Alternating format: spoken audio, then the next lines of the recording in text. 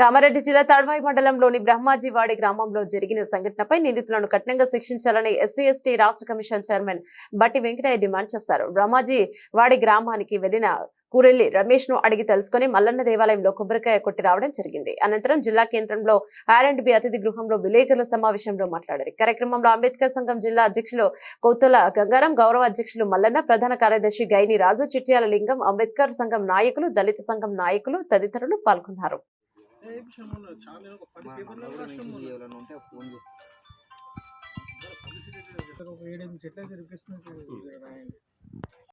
వేరే ఫీల్డ్స్ ఉన్నాయి. Okay station వెళ్ళిన ఆల్రెడీ అది మంచిగా సాక్షులు ఫోన్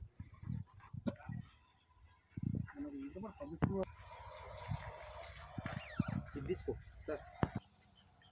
పోయినా బోరా రేపు బోరాలు ఖచ్చితంగా వేయాలి.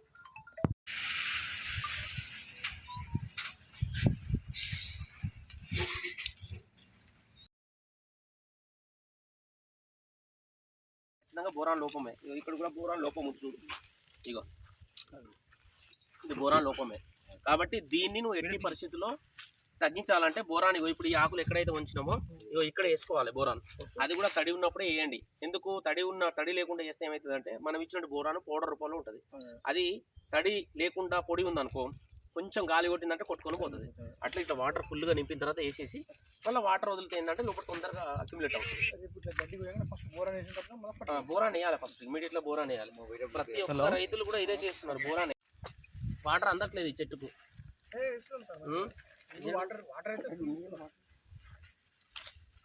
ఫిస్టైల్ ఇది ఆల్రెడీ ఒక మొగిపోయింది. మొగిపోయిన తర్వాత సైడ్ నుంచి ఇంకో షూట్ వచ్చింది.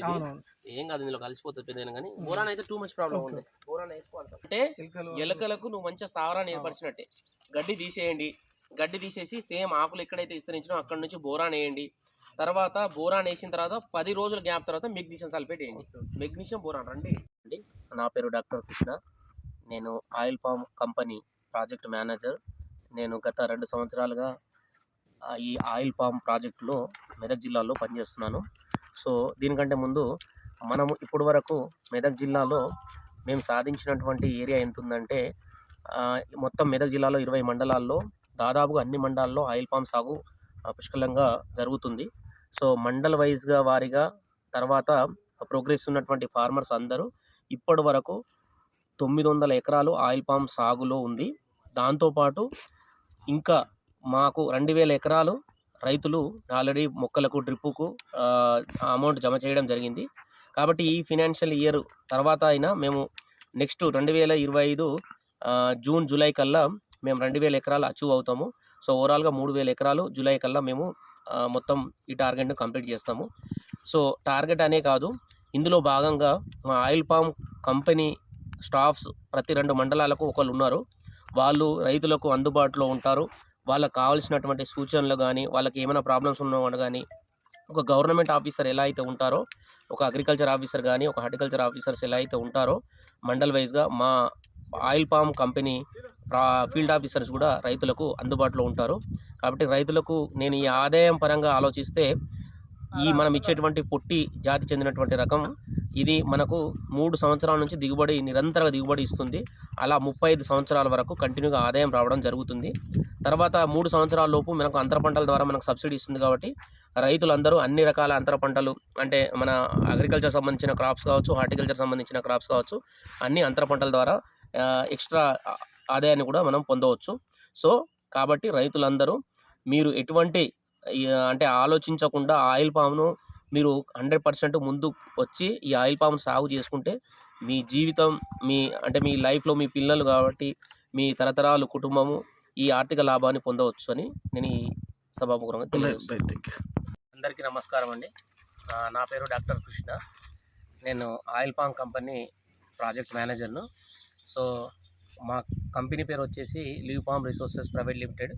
సో ఈ కంపెనీ అనేది 2023లో తెలంగాణ ప్రభుత్వం ఆధ్వర్యంలో మన మెదక్ జిల్లాకు మా కంపెనీని అలాట్ చేయడం జరిగింది. సో ఇందులో భాగంగా మెదక్ జిల్లాలోని వెల్దుర్తి మండలంలో ఈరోజు ఆయిల్ పామ్ పంటను పర్యవేక్షించడం జరిగింది. అయితే ఆయిల్ పామ్ వేసుకునే రైతు సోదరులందరూ ఉత్సాహంతో ఈ ఆయిల్ పామ్ సాగును ముందుకు తీసుకెళ్లడం జరుగుతుంది.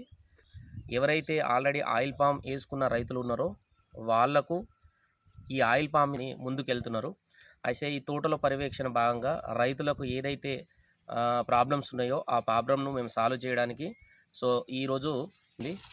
సో ఇక్కడ మన శ్రీనివాస్ గారు 2 ఎకరాలు ఆల్రెడీ ఆయిల్ పామ్ను 2023-24లో వేసుకున్నారు. సో ఈరోజు సత్యనారాయణ గారి ఫీల్డ్లో ఈ ఆయిల్ పామ్ తోటను సందర్శించడం జరిగింది. సో ఇందులో భాగంగా తన తోటను పూర్తిగా క్లుప్తంగా మేము తిరిగి అతనిలో ఉన్నటువంటి పంటలో ఉన్నటువంటి లోపాలు ఏవైతే ఉన్నాయో ఆ లోపాలను సరిదిద్దడం జరిగింది. అదేవిధంగా సత్యనారాయణ గారి ఎకరాలు ఆయిల్ పామ్ ప్లాంటేషన్ అయింది. 150 ఎకరాల ఆయిల్ పామ్ సాగు మొత్తం మేము ఇవాళ సోదరులకు తెలియజేయనియంగా దయచేసి మీరు ఆయిల్ పామ్ తోటను వేసుకొని మీ ఆర్థిక లాభాన్ని ముందుకు తీసుకువెళ్ళాలని ఈ సభాపూర్వకంగా మీకు తెలుపుతున్నారు. ఆయిల్ పామ్ వేసుకుంటే 3 సంవత్సరాలు 4 సంవత్సరాల దిగుబడి వస్తుంది కదా ఇట్లా అని. దీనికి అనుగుణంగా మనకు భారత ప్రభుత్వము మన తెలంగాణ పడే అంత సబ్సిడీని ఇస్తుంది. ఈ సబ్సిడీలో మొక్కకు ఈ డ్రిప్పుకు మెయింటెనెన్స్ కొరకు ఎకరానికి సుమారు 50. కాబట్టి రైతులందరూ ఒక సబ్సిడీ మీదనే కాదు రేపు ఫ్యూచర్లో అన్నిటికంటే అంటే ఆర్థిక లాభం ఇచ్చేటువంటి పంట ఏదైనా ఉందంటే ఈ ఆయిల్ పామ్ పంట. సో కాబట్టి రైతులందరూ ఆయిల్ పామ్ పంటను వేసుకో. సో మన మెదక్ జిల్లాలోని ఆయిల్ పామ్ ఇప్పుడు వరకు 2023 నుంచి 2025 ఫైనాన్షియల్ ఇయర్ వరకు సుమారుగా 900 ఎకరాలు ఆయిల్ పామ్ సాగులో ఉంది. దాంతోపాటు 2000 ఎకరాలు డ్రిప్స్ డీడీ కూడా రైతులు పే చేయడం జరిగింది. 2500 ఎకరాలకు. సో నెక్స్ట్ ఈ మార్చి ఎండింగ్ తర్వాత ఈ ప్రాజెక్ట్ అనేది ప్రోగ్రెస్ ఆటోమేటిక్గా 2000 ఎకరాలు మేము కంప్లీట్ చేస్తున్నాము. రైతులు కూడా ఉత్సాహంతో ఈ ఆయిల్ పామ్ వేసుకోవడానికి రైతులు మేము ఆల్రెడీ అవేర్నెస్ని క్రియేట్ చేసినాం. కాబట్టి